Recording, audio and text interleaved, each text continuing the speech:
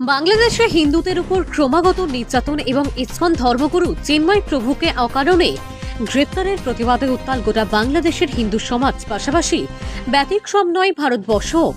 প্রতিবাদে গর্জে উঠেছেন ভারতীয়রা। সোমবার ধর্মনগর কালীদিঘির পাড়ে হিন্দু সংঘর্ষ সমিতির উদ্যোগে এক বিশাল বিক্ষোভ সমাবেশ অনুষ্ঠিত হয় ধর্মনগর শহরে।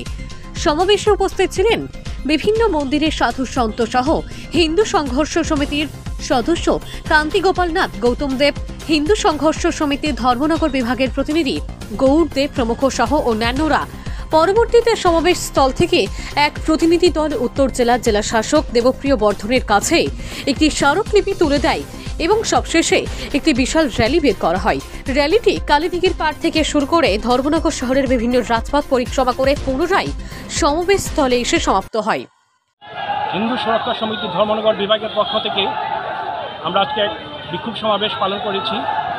মূলত বাংলাদেশে হিন্দু ধর্মাবলম্বীদের উপর যে নির্যাতন এবং চিন্ময় প্রভুকে যে অকারণে বন্দী করা হয়েছে তার প্রতিবাদে এই বিক্ষোভ সমাবেশ। তো এই বিক্ষোভ সমাবেশের মাধ্যমে আমরা মাননীয় ধর্মনগর জেলা শাসকের কাছে আমরা একটা প্রতিলিপি পাঠিয়েছি, স্মারকলিপি পাঠিয়েছি, যাতে উনি সেটা আমাদের বাংলাদেশ সাহিত্য কমিশনের সামনে প্রতিবেদনটা পাঠানো যায়। এই বিক্ষোভ সমাবেশে আমাদের মাঝে উপস্থিত ছিলেন আমাদের ধর্মনগর অত্র এলাকার বিভিন্ন মঠ মন্দির থেকে আগত সাধু সন্তরা।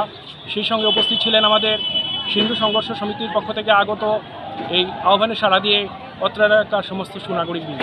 তো এই আজকের দিনে যে মহতী অনুষ্ঠান, যে আমাদের যে বিক্ষোভ সমাবেশ, সেই সমাবেশ থেকে আমরা এটাই সবার সামনে তুলে ধরতে চাই যে আমাদের যে হিন্দু জাতির উপর যে অকথ্য নির্যাতন হচ্ছে বাংলাদেশে, সামাজিক, আর্থিক এবং শারীরিকভাবে যে নির্যাতন প্রতি বছর হয়ে যাচ্ছে, তার প্রতিবাদ এটা আমরা করেছি আজকে এবং আগামী দিনেও আমরা এই প্রতিবাদ করতে থাকব।